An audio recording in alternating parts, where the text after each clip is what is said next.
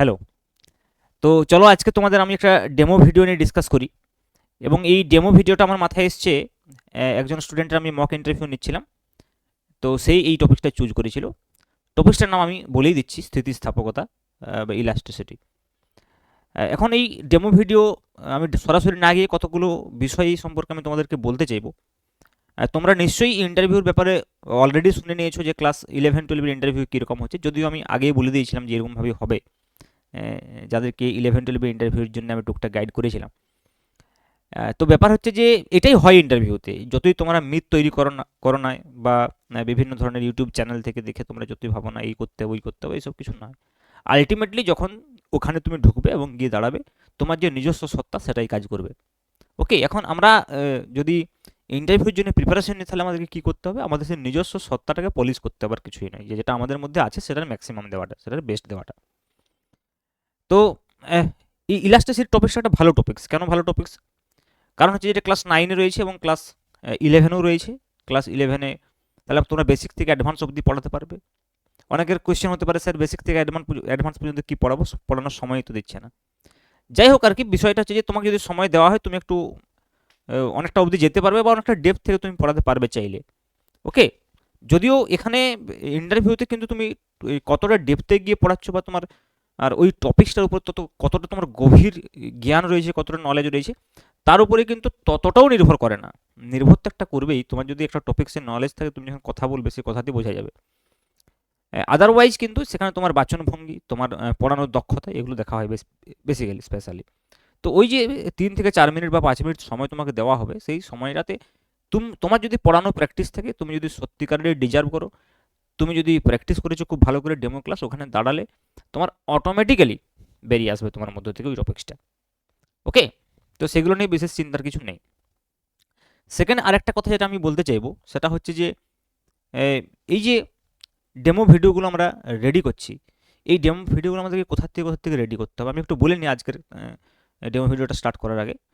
তো সেগুলো হচ্ছে, তোমরা আমি বারবার বলেছি যে ক্লাস 9 এবং ক্লাস 10-এর সিলেবাস থেকেই চুজ করবে, কিন্তু টপিকসগুলো হয়তো বা দেখা যাবে 11-12-এও রয়েছে। যেমন ধরো ইলাস্ট্রেশন সিরিজ, আমি টপিক্সটার ক্ষেত্রে বলছি নিউটনস ল, এরকম ধরনের টপিক্স আমি কিছু কিছু টপিক্স তোমাদের সঙ্গে ডিসকাসও করবো। ওকে, অ্যাকর্ডিং টু দ্য রিকোয়ারমেন্ট। তোমাদের যদি কিছু রিকোয়ারমেন্ট থাকে অবশ্যই তোমরা আমাকে কমেন্টে জানাবে যে স্যার এই টপিকসগুলোর উপরে যদি ডেমো ভিডিও করে দেন তো ভালো হয়, তো আমি চেষ্টা করব। ওকে, তো দেখো আরেকটা বিষয় হচ্ছে যে অনেকের মনে অনেক কনফিউশন, সে বোর্ডে কী কী লিখবো যে, যেমন ধরো আমি এখানে লিখেছি ডেট, ক্লাস এবং টপিক, এটা লেখা কি জরুরি? বা অনেকে আরও অন্যভাবে লিখছে আজকের পাঠ, শ্রেণীকক্ষ, ঠিক আছে, তারিখ, যাই হোক বেঙ্গলি বা ইংরেজিতে, এগুলো লেখার কিন্তু সময় তোমাকে এমনিতে দিচ্ছে না, প্রথম থেকেই বলবে যে পড়াও। এবং বেশিরভাগ ইন্টারভিউতেই তাই হয়। যেহেতু টিচিং ইন্টারভিউ, এখানে তোমার বেসিক যেটা দেখা হবে সেটা হচ্ছে তোমার পড়ানোর দক্ষতা দেখা হবে। তো কাজেই সেখানে তোমাকে ডাইরেক্ট পড়াতে বলে ওরা, ওটাই পছন্দ করে। যদি তুমি যাও দেখবে যে অটোমেটিক্যালি তোমাকে যে বোর্ডে হয়তো পড়াতে দেবে অনেক সময় ডেটটা লিখাই থাকে, কারণ আগের জন পড়িয়ে গেছে। তাহলে তো ডেট দেওয়ার কোনো ব্যাপারই থাকছে না। আর ডেটটা দিতে হবে এটা কোনো জরুরি নয়। তবে আমি বলবো যে যে টপিক্সটা তোমরা শুরু করবে সেই টপিক্সটার নামটা প্রথমে লিখো না। এটা একটা আমাদের টিচিং লার্নিং প্রসেসে বিএডে শেখানো হয়, এটা একটা ইফেক্টিভ বিষয়। এটা একটু খেয়াল রাখা দরকার যে আমরা প্রথমেই গিয়ে টপিক্সটার নাম লিখবো না। অবশ্যই সেই টপিক্সটার উপরে কিছু আমরা একটা এক্সাম্পল দিয়ে বা কিছু অ্যাক্টিভিটি যদি পসিবল হয় দেখিয়ে আমরা টপিকটা শুরু করব। এবং আমরা সেখানে তার একটু কিছুক্ষণ পর, শুরু করার পরে ইন্ট্রোডাকশান দিয়ে আমরা বলবো যে আজকে আমরা এটা পড়বো। সেটা আমি একটু পরে পড়ালেই বুঝতে পারবে। যেমন ধরো, মানে আমি বলছি বেশি মিথ নিয়ে এইগুলো নিয়ে কিন্তু মাথা খারাপ করার দরকার নেই, যে কোন দিকে ডেট লিখবো, কোন দিকে ক্লাস লিখবো, কোথায় টপিক লিখবো, কোথায় আজকের পার্ট লিখবো। ঠিক আছে, আবার অনেকে দেখছি বলছে যে স্টুডেন্ট, আপনাকে দেখে আমি স্টুডেন্ট হিসাবে কল্পনা করতে পারি, এইসব কিছু করার দরকার নেই। ঠিক আছে, তুমি বাস টপিকসটা 3 থেকে 4 মিনিটের মধ্যে একটা ডেলিভার করবে, একটা লেকচার দেবে। লেকচার মেথডে এখানে পড়াতে হবে, অন্য কোনো অপশান নেই। ইন্টারাকশন মেথডে পড়ানোর এখানে কোনো অপশান নেই সেরকম। যদি তুমি লেকচার মেথডটাকে তুলনামূলকভাবে একটু ইন্টারাকশন মেথডে নিয়ে যেতে চাও, তাহলে নিজে নিজে প্রশ্ন করতে হবে, নিজে নিজে উত্তর দিতে হবে। ওকে, এবং দেখো কিছু কিছু যে টপিকস রয়েছে সেই টপিকসগুলো ক্ষেত্রে তুমি সামান্য কিছু অ্যাক্টিভিটি করানোর জন্য ম্যাটেরিয়ালস নিয়ে যেতে পারো। যেমন ধরো আমরা ইলাস্ট্রিসিটি পড়াবো, আমি চাইলে একটা স্প্রিং নিয়ে যেতে পারি, আমি চাইলে একটা রাবার ব্যান্ড নিয়ে যেতে পারি। ঠিক আছে, সেগুলো তো পকেটেই থেকে যাবে। তাহলে কিন্তু আমি ক্লাসটাকে ইন্টারাক্টিভ আরও করতে পারি বেশি। তো সামান্য কিছু যদি টিচিং লার্নিং ম্যাটেরিয়ালস যেগুলো তুমি নিয়ে যেতে পারবে তোমার সঙ্গে, সেগুলো যদি সেরকম যদি টপিক চুজ করো তাহলে সেটাও কিন্তু বেশ ভালো বিষয়। ওকে, তো দেখো, যেমন ধরো আমরা যখন ইলাস্ট্রিসিটি পড়াতে শুরু করব, তখনই তোমরা কি বলবো, তোমরা কিভাবে পড়াবে? না দেখো, সামনে বাচ্চারা বসে থাকবে, এটা ইমাজিন করে তুমি পড়াবে, কিন্তু এটা নেসেসারি নয় যে ওদেরকে বাচ্চা হিসেবে ট্রিট করে, মানে ইন্টারভিউয়ারদেরকে বাচ্চা হিসেবে ট্রিট করে তুমি ওদেরকে কোয়েশ্চেন করলে, ওদের কাছ থেকে উত্তর নেওয়ার অপেক্ষায় থাকলে এগুলো কিন্তু বোরিং ফিল হবে, বা এগুলো কিন্তু খুব একটা পছন্দ করবেন না বলেই আমার মনে হয়। তো তুমি মনে করো প্রথমে তুমি স্টুডেন্টদেরকে বলবে ইলাস্ট্রিসিটি সম্পর্কে। তো মনে করো তোমার কাছে যদি একটা স্প্রিং থাকে বা একটা যদি রাবার ব্যান্ড থাকে, তুমি বললে যে দেখো, আমরা এই রাবার ব্যান্ডটাকে যদি একটু সামান্য টেনে তারপর যদি আমরা ছেড়ে দিই, রাবার ব্যান্ডটা আগের অবস্থায় চলে আসছে। বা আমরা যদি একটা স্প্রিংকে সামান্য টেনে ছেড়ে দিই, তাহলে স্প্রিংটা তার আগের অবস্থায় চলে আসছে। এখানে দেখো আমি একটা কথা ইউজ করছি, সামান্য টেনে ছেড়ে দিলে। তাহলে আমি যদি অনেক বেশি টেনে দিই, তাহলে কিন্তু সেটা আগের অবস্থায় ফিরে নাও আসতে পারে, সেটা বিভিন্ন বস্তুর ক্ষেত্রে বিভিন্ন হবে। কারণ দেখো, রবার ব্যান্ডটাকে যখন আমি টানছি, তখন সেটাকে আমি যতটা টানতে পাচ্ছি স্প্রিংটাকে হয়তো তার থেকে বেশি টানতে পাচ্ছি বা তার থেকে কম টানতে পাচ্ছি। তো এইভাবে তোমরা কিন্তু এই বিষয়টাকে বলবে যে তার মানে একটা লিমিটের মধ্যে, একটা সীমার মধ্যে আমরা কি করতে পারছি, একটা সীমার মধ্যে কিছু কিছু এমন বস্তু আছে যাদেরকে যদি আমরা বল প্রয়োগ করে তার যদি আকৃতির বা আকারের পরিবর্তন করি, তারপর যদি সেটাকে আবার ছেড়ে দিই, মানে বলটাকে যদি উইথড্র করে নিই, তাহলে সেটা আবার আগের অবস্থায় ফিরে আসছে। কিন্তু দেখো আমার হাতে এই চকটা রয়েছে, এই চকটাকে যদি আমি সামান্য বল প্রয়োগ করি, এটা ভেঙে যাচ্ছে এবং এটা আর আগের অবস্থায় ফিরে আসছে না। তাহলে বুঝতে পারছো, দুটোই কঠিন পদার্থ, কিন্তু এই দুটো কঠিন পদার্থের একই বল প্রয়োগ করার ফলে এদের মধ্যে যে প্রপার্টি বা কিছু ধর্ম এরা যে দেখাচ্ছে, মানে একই আমরা ইফেক্ট দিয়ে কজ দিচ্ছি দুজনকে, কিন্তু দুজনে যে ইফেক্টটা দেখাচ্ছে, এই বিষয়টাকে একটু গুছিয়ে বলতে হবে যে তারা যে ইফেক্টটা দেখাচ্ছে সেটা কিন্তু একটু আলাদা। এই যে ধর্মটা দেখাচ্ছে কঠিন পদার্থ, এই ধর্মটা নিয়েই কিন্তু আমরা আজকে পড়ব, যে কোনো বস্তুর উপর, স্পেশালি কোনো কঠিন বস্তুর উপর যখন আমরা বাইরে থেকে বল প্রয়োগ করে তা আকার বা আকৃতির পরিবর্তন ঘটাই বা ঘটানোর চেষ্টা করি, এবং সেই বলটাকে যখন আমরা তুলে নিই, তখন সেটি তার আগের অবস্থায় ফিরে আসার চেষ্টা করে। এই যে বস্তুটার যে ধর্ম, সেই ধর্মটাই হচ্ছে ইলাস্টিসিটি। তো সেই ইলাস্টিসিটি সম্পর্কে আমরা পড়ব। তারপর তুমি এখানে হেডিং করবে যে ইলাস্টিসিটি বা স্থিতিস্থাপকতা। তুমি এখানে কিন্তু হেডিং করবে স্থিতিস্থাপকতা, স্থিতিস্থাপকতা বা ইলাস্টিসিটি। অনেকে দেখবে এখানে এইভাবে, অনেক সময় আমরা যেহেতু বাংলা মিডিয়ামে পড়াই, তাহলে আমরা সাধারণত কি করি, দুটোকে নিয়েই চলি, মানে বাংলার সাথে সাথে ইংলিশের টার্মটা অনেক সময় আমরা লিখে দিই, কারণ যাতে বাচ্চাদের ভবিষ্যতে সুবিধা হয় যখন হায়ার স্টাডি করবে। তো এইটা যখন তুমি পড়াবে, হয়তো অনেকের এই অভ্যাসটা রয়েছে, কখনো কখনো আমিও এই বিষয়টাকে ফলো করতাম, আগে এই অভ্যাসটা আমারও ছিল, যে হয়তো তুমি বললে যে আজকে তাহলে আমরা পড়বো স্থিতিস্থাপকতা, যাকে ইংরেজিতে বলা হয় ইলাস্টিসিটি, এরকম বলার প্রয়োজন নেই। বলে তাহলে আজকে আমরা পড়বো ইলাস্টিসিটি, বা আমরা আমরা পড়ি স্থিতিস্থাপকতা বা ইলাস্টিসিটি, স্থিতিস্থাপকতা বা ইলাস্টিসিটি। মানে এমনভাবে বলবে যে এইটা আমি ইংলিশ মিনিং করছি, ব্যাপারটা নয় যে ইংরেজিতে ওইভাবে বলা হয়, ঠিক আছে? তাহলে অটোমেটিক বিষয়টা কিন্তু চলে আসবে, স্থিতিস্থাপকতা বা ইলাস্টিসিটি, এইভাবে তুমি বলতে পারো। ওকে, তাহলে তুমি ইন্ট্রোডাকশনটা তোমার দেওয়া হয়ে গেল কিন্তু ইলাস্টিসিটি সম্পর্কে। এরপরে তাহলে তুমি দেখো, তুমি কি কি পড়াবে 5 মিনিটের মধ্যে বা 7 মিনিটের মধ্যে বা 3 মিনিটের মধ্যে, সেটা কিন্তু তোমাকে এইভাবে পরপর পরপর পরপর স্টেপ ওয়াইজ ভাবতে হবে। যে তাহলে আমি প্রথমে কি করব, প্রথমে হচ্ছে আমি একটা সিম্পল রাবার ব্যান্ডের বা একটা স্প্রিং দিয়ে আমি এক্সাম্পল দেখাবো, এবং তার সঙ্গে সঙ্গে আমি একটা চককে ভেঙে দেখাবো। তাহলে আমি দুটো আলাদা আলাদা পদার্থের ক্ষেত্রে ইলাস্টিসিটিক প্রপার্টিটাকে আমি শো করতে পারলাম। এবং তার সঙ্গে সঙ্গে এখানে কিন্তু আমি আরেকটা বিষয় ইন্ট্রোডিউস করে দিয়েছি, যে ইলাস্টিক লিমিটটাকে। দেখো, আমি ইন্টেলিজেন্টলি কিন্তু প্রথমেই বলেছি যে আমরা একটা সামান্য বল দিয়ে টানবো, ঠিক আছে? তো তাহলে এই যে এখানে আমি কিন্তু কিন্তু ওটা যে ইলাস্টিক লিমিট আমি ওখানে বলছি না ক্লিয়ারলি, যেটা আমি আগে ওখানে তোমরা হিন্ট দিয়ে দিতে পারো যে এই যে বিষয়টাকে, এটাকে ইলাস্টিক লিমিট বলা হয়, এটা আমরা আগে গিয়ে পড়বো। ওকে, তাহলে প্রথমেই আমরা একটা অনেকগুলো বিষয় কিন্তু ইলাস্টিসিটি সম্পর্কে বলে দিলাম। ওকে, এরপরে নেক্সট যখনই তুমি এই কথাটা বলে দিলে যে তাহলে এই ধর্মটাকে ইলাস্টিসিটি বলে, সঙ্গে সঙ্গে আমরা এর মলিকুলার ফেনোমেনাটা একটু বলে নেব, যে আসলে বিষয়টা কি হচ্ছে, যে কেন এরকম হচ্ছে, কেন বস্তুটা তার আগের অবস্থায় ফিরে আসার চেষ্টা করছে, তার ভেতরে মলিকুলার কেস, ইন্টারমলিকুলার ফোর্সগুলোর কী রোল রয়েছে এখানে। তো তোমরা সিম্পল এখানে একটা ডায়াগ্রাম বানাতে পারো, যে মনে করো সাপোজ কোনো একটা বস্তু রয়েছে। ওকে, তো এই বস্তুটা যখন আমি বানাচ্ছি, আমি সঙ্গে সঙ্গে কী বলবো, যে এই বস্তুটার মধ্যে কী রয়েছে, বস্তু কণা রয়েছে, কনস্টিটিউয়েন্টস পার্টিকেল রয়েছে। তাহলে সেই কনস্টিটিউয়েন্ট পার্টিকেলসগুলোর মধ্যে নিশ্চয়ই একটা ডিস্টেন্স আছে, একটা ফিক্সড ডিস্টেন্স আছে তাদের মধ্যে, একটা ক্রিস্টালের মধ্যে। তাহলে এইটাকে যখন আমরা ফোর্স দিয়ে টানছি, তখন কি হচ্ছে, তাদের যে মলিকুলসগুলো আগে যে ডিস্টেন্সে ছিল, এখন কিন্তু যখন এটা বেড়ে যাচ্ছে, মনে করো যখন এটা দৈর্ঘ্যে বেড়ে যাচ্ছে তখন কি হবে, তখন এই মলিকুলসগুলোর মধ্যে যে ডিস্টেন্স সেগুলো কিন্তু বেড়ে যাবে, সেই ডিস্টেন্সটাও বেড়ে যাবে। তাহলে যখনই সেই ডিস্টেন্সটা বেড়ে যাচ্ছে তাহলে আমরা কি করছি, অ্যাকচুয়ালি এই জায়গায় এর সেটেলড কেন আছে, কারণ হচ্ছে যে মলিকুল ফোর্স অফ অ্যাট্রাকশন রয়েছে এদের মধ্যে। তাহলে তার বিরুদ্ধে যখনই আমি এটাকে টেনে বাড়ানোর চেষ্টা করছি, তার মানে একে কি করছি, এর যে অ্যাকচুয়াল ফোর্স, যে ব্যালেন্সিং কন্ডিশনটা ছিল সেটাকে আমরা ডিস্টার্ব করার চেষ্টা করছি। তাহলে কি হবে, সে আগের অবস্থায় ফিরে আসতে চাইবে। তাহলে এর মধ্যে কি হবে, একটা মলিকুলার ফোর্স অপোজিটে কাজ করবে, যেটাকে কি বলা হয় না, যেটাকে বলা হয় অভ্যন্তরীণ প্রত্যানয়ক বল বা রেস্টোরিং ফোর্স বলা হয়।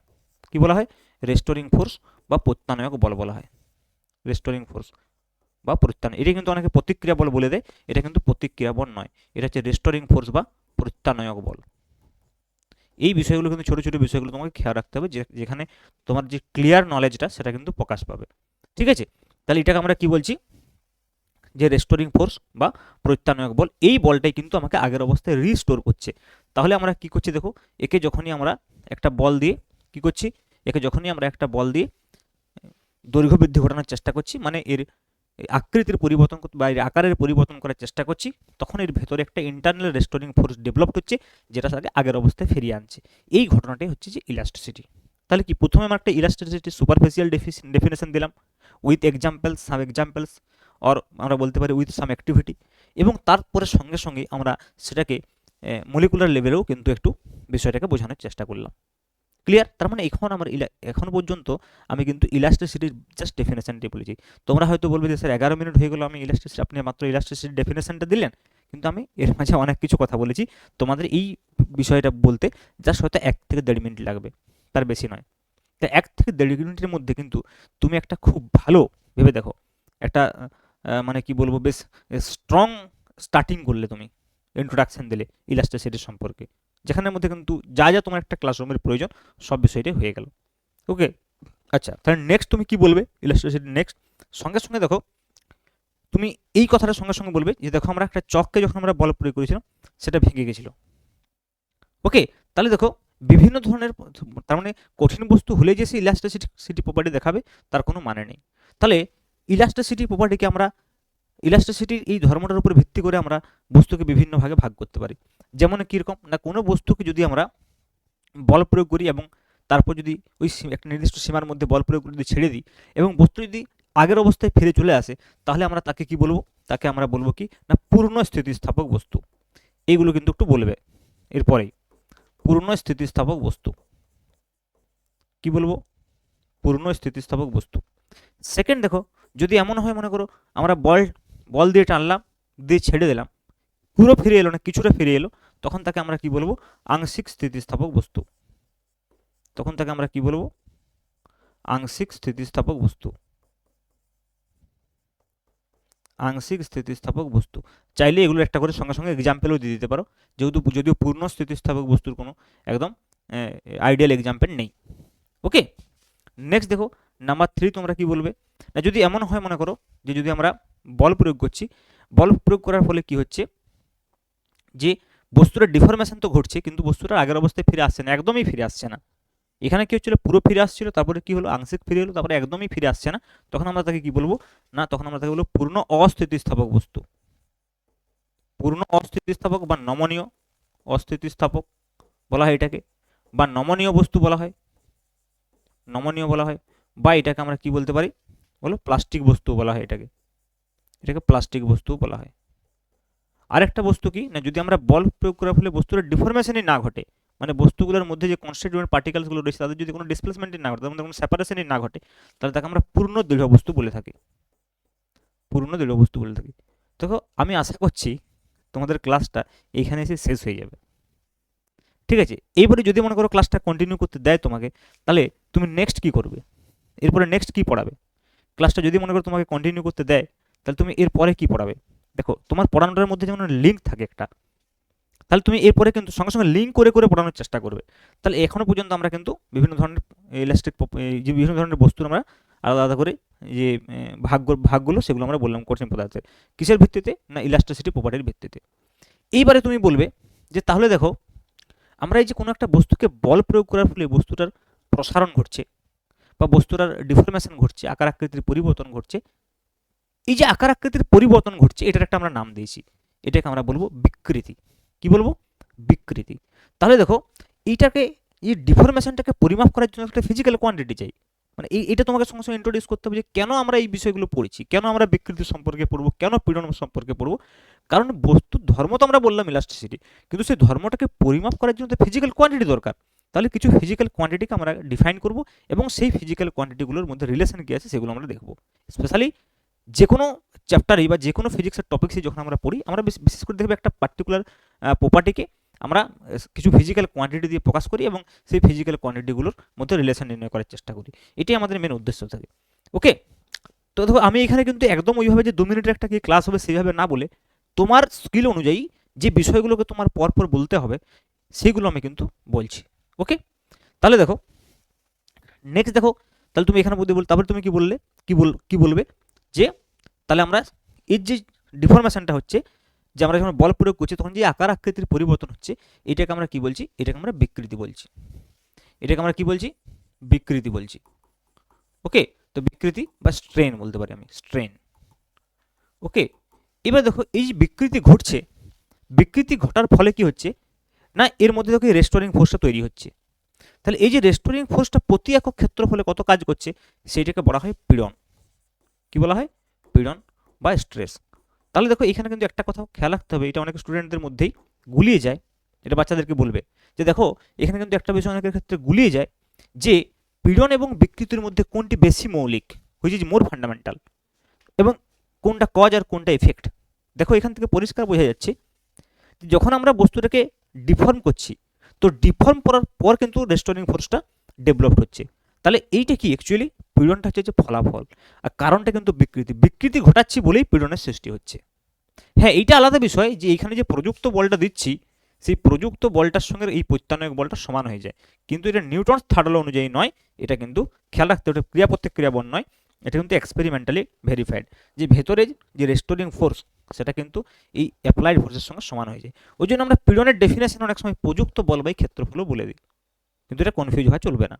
ওকে, তাহলে এখানে আমরা বলবো যে অ্যাকচুয়ালি ডেফিনেশনের প্রত্যানয়ক বল বাই ক্ষেত্রফল, আর বিকৃতির হচ্ছে কি, বিকৃতির ডেফিনেশন কি, দেখো বিকৃতির ডেফিনেশন দেওয়ার সময় কিন্তু এবার তোমার ডেফিনেশনটা যখন বলবে তাহলে প্রথমে এটা বলে নেবে যে পীড়ন আর বিকৃতির মধ্যে কোনটা বেশি মৌলিক, বিকৃতি বেশি মৌলিক, বিকৃতি মোর ফান্ডামেন্টাল, তারপরে হচ্ছে পীড়ন। তাহলে যখনই তোমার এই বিষয়টা হয়ে যাবে ভেবে দেখো, তারপর তুমি কি ডেফিনেশনটা দিবে, তো অ্যাকচুয়ালি এটা বলার পর তাহলে পীড়নের ডেফিনেশন কি বলবে না, রেস্টোরিং ফোর্স বা প্রত্যানয়ক বল বাই ক্ষেত্রফল, প্রত্যানয়ক বল বাই ক্ষেত্রফল, বল বাই ক্ষেত্রফল, এবং এই প্রত্যানয়ক বলটা দেখা যায় প্রযুক্ত বলের সঙ্গে সমান হয়ে যায়, তাই প্রযুক্ত বল বাই ক্ষেত্রফল বলা হয়। মানে যখন মেজার করবো আমরা এইভাবে লিখব, ডেফিনেশন কিন্তু এটা প্রযুক্ত বল বাই ক্ষেত্রফল, কারণ ইন্টারনাল ফোর্স তো মাপা সম্ভব নয়। এবার দেখো বিকৃতির ক্ষেত্রে যখন ডেফিনেশন দেবে তখন কিন্তু অনেক সময় বিকৃতির ডেফিনেশন অনেকে ডেল্টা এল বাই এল দিয়ে দেয়, এটা কি বিকৃতির ডেফিনেশন, এটা তো অনুদৈর্ঘ্য বিকৃতি। তাহলে বিকৃতির ডেফিনেশন যখন জেনারেল দেবো তখন আমাদেরকে কি বলতে হবে না, প্রতি একক মাত্রায় যে মাত্রার পরিবর্তন হয়, প্রতি একক দৈর্ঘ্যের পরিবর্তন, স্পেশাল কেস স্ট্রেনের, তাহলে আমরা জেনারেল কি বলবো, ডেল্টা এক্স বাই এক্স, এটা হচ্ছে বিকৃতি। এক্সটা কি মাত্রা, মাত্রাটা দৈর্ঘ্য হতে পারে, মাত্রাটা ভলিউম হতে পারে, মাত্রাটা ক্ষেত্রফল হতে পারে। স্পেশালি আমরা দৈর্ঘ্য এবং ভলিউমের কথা এখানে বলি। ওকে, তাহলে দেখো এইবার তুমি যখন এটা বলে দিলে যে বিকৃতি এবং পীড়ন, এবার তুমি কি বলবে যে বিকৃতি কত প্রকারের হয় এবং পীড়ন কত প্রকারের হয় সেটা আমরা দেখব। যদিও এতদূর পর্যন্ত যাবে না, তবু আমি বলে রাখছি মোটামুটি একটা জায়গা অবধি বেসিকটা। তাহলে দেখো বিকৃতি যদি বলে বিকৃতি কত প্রকারের হয়, তাহলে ডিপেন্ড করছে এক্সটার উপরে। ওকে, আচ্ছা পীড়ন কত প্রকারের হয়, দেখো পীড়ন হচ্ছে যে বেসিক্যালি 2 প্রকারের। মনে করি এটা একটা বস্তু, তো এই বস্তুর উপর আমি এইভাবে বল প্রয়োগ করতে পারি, তাহলে কি হচ্ছে, অভিলম্বভাবে বল প্রয়োগ হচ্ছে। আবার যদি মনে করো এই বস্তুর উপরে আমি একটা নির্দিষ্ট অ্যাঙ্গেলে বল প্রয়োগ করি, নির্দিষ্ট অ্যাঙ্গেলে এইভাবে বল প্রয়োগ করি, তাহলে এর দুটো কম্পোনেন্ট পাওয়া যাবে, একটা মনে করো এই বরাবর, একটা মনে করো এই বরাবর। ওকে, তাহলে এই বরাবর যেটা পাওয়া যাচ্ছে এটাকে বলে অভিলম্ব পীড়ন, আর এটা হচ্ছে স্পর্শকীয় পীড়ন। ভেবে দেখো, স্পর্শকীয় পীড়ন, স্পর্শকীয় পীড়ন, আর এটা হচ্ছে কি অভিলম্ব পীড়ন, অভিলম্ব পীড়ন। এই অভিলম্ব পীড়নটা কিন্তু আবার 2 রকমের হতে পারে। কীরকম 2 রকমের হতে পারে, একটা হচ্ছে যে কম্প্রেসিভ আর একটা হচ্ছে কি, একটা হচ্ছে টেনসাইল। টেনসাইল মানে যে টেনে বাড়াচ্ছি, কম্প্রেসিভ মানে যদি কমানো হয়। তাহলে দেখো এটা দুটোই লম্ব হবে, ক্ষেত্রফলের সঙ্গে লম্ব। তাহলে এই অভিলম্ব পীড়নটা কিন্তু আবার 2 রকমের হতে পারে, একটা হচ্ছে যে কি টেনসাইল স্ট্রেস, ওকে, বা হচ্ছে যে আমরা বলতে পারি এই বাংলাটা কি টেনসাইল স্ট্রেসের বাংলাটা একটু দেখবে। ওকে, এটা হচ্ছে টেনসাইল স্ট্রেস, একটা হচ্ছে কম্প্রেসিভ স্ট্রেস। ওকে, আর এটা তোমরা জানো ট্যানজেনশিয়াল স্ট্রেস, স্পর্শকীয় পীড়ন। ওকে, তাহলে দেখো পীড়নের বলে দিই পীড়নের ভাগ এগুলো। বিকৃতির ভাগ কি কি হয়? তাহলে বিকৃতি যখন দৈর্ঘ্যের যখন পরিবর্তন হয় তখন তাকে আমরা বলি অনুদৈর্ঘ্য বিকৃতি। তাহলে সেক্ষেত্রে আমরা বলি অনুদৈর্ঘ্য বিকৃতি, যেটা হচ্ছে ডেল্টা এল বাই এল, অনুদৈর্ঘ্য বিকৃতি, যেটা হচ্ছে যে কি ডেল্টা এল বাই এল। তারপরে কি হবে, যদি ভলিউমের চেঞ্জ হয় তাহলে ডেল্টা ভি বাই ভি, তাহলে সেটা আয়তন বিকৃতি। আর একটা হচ্ছে যে কি হয় কৃন্তন বিকৃতি, যেটা স্পর্শকীয় পীড়নের জন্য বা স্পর্শকীয়ভাবে বল প্রয়োগ করলে হয়। ওকে, স্পর্শকীয়ভাবে বল প্রয়োগ করলে যে বিকৃতিটা হয় সেটা হচ্ছে যে কৃন্তন বিকৃতি। তো বেসিক্যালি এইভাবে তুমি ক্লাসটা চালাতে পারো যদি বেশিক্ষণ টাইম দেয়। অতক্ষণ টাইম দেবে না, তবু তুমি অর্ডারটা ফলো করবে। এমন নয় যে সব তোমাকে হড়বড় করে বলতে হবে, তুমি অর্ডারটা ফলো করো। কি অর্ডার? তাহলে আমি আরেকবার দেখো তোমাদেরকে অর্ডারটা আমি বলছি যে এই টপিকটা যদি কেউ পড়াতে চাও কীভাবে পড়াবে। তো প্রথমে ফার্স্ট তোমরা যখন ডেফিনেশন দেবে, তো ডেফিনেশনটা কীভাবে দেবে? যখন ডেফিনেশন দেবে বলো, প্রথমে কি করবে? প্রথমে এক্সাম্পল দেবে, প্রথমে ডাইরেক্ট ডেফিনেশন নয়। প্রথমে কি করবে? এক্সাম্পল বা অ্যাক্টিভিটি, একটা রাবার ব্যান্ড, একটা চক আর একটা স্প্রিং নিয়ে দেখাতে পারো ফার্স্ট। তারপর তুমি স্থিতিস্থাপকতার ডেফিনেশনটা বললে যে এটা একটা ধর্ম, ঠিক আছে, কঠিন পদার্থের। তারপরে তুমি এইটা বললে যে তার মলিকুলার লেভেলে কীভাবে হচ্ছে ব্যাপারটা, রেস্টোরিং পোস্ট কীভাবে ডেভেলপড হচ্ছে। ওকে, তারপর তুমি বিভিন্ন ধরনের স্থিতিস্থাপক ধর্মের উপর ভিত্তি করে কঠিন পদার্থের যে শ্রেণীবিভাগ সেটা তুমি বললে বিভিন্ন রকম। ওকে, তারপরে তুমি বলবে যে এই ধর্মটাকে পরিমাপ করার জন্য আমরা কিছু ফিজিক্যাল কোয়ান্টিটি ইউজ করছি, একটা হচ্ছে বিকৃতি, একটা হচ্ছে পীড়ন। এবারে সেই বিকৃতি এবং পীড়নের মধ্যে কি বেশি মৌলিক সেই বিষয়টা বললে, কোনটা মোর ফান্ডামেন্টাল। তারপর তুমি পীড়ন এবং বিকৃতির ডেফিনেশন দিলেন, বিভিন্ন ধরনের পীড়ন বললে, বিভিন্ন ধরনের বিকৃতি বললে। তারপর নেক্সট বিকৃতি এবং পীড়নের মধ্যে রিলেশন হবে, ওকে, যেটা হুকস হলো বেসিক্যালি। ওকে, তারপরে বিভিন্ন ধরনের ইলাস্টিক কনস্ট্যান্ট হবে এবং তাদের মধ্যে সম্পর্ক হবে, পয়জনস রেশিও হবে, চ্যাপ্টার শেষ। কিন্তু আমার অত দূর যাওয়ার প্রয়োজন নেই, বাস আমি যে অর্ডারটা বললাম এই অর্ডারটা যদি তুমি মনে রাখো এবং যেভাবে বললাম সেভাবে যদি তুমি প্রথমে অন্তত 3-4 মিনিট পড়তে পারো তাহলে সেটা কিন্তু একটা ইফেক্টিভ ক্লাস হবে। ক্লিয়ার?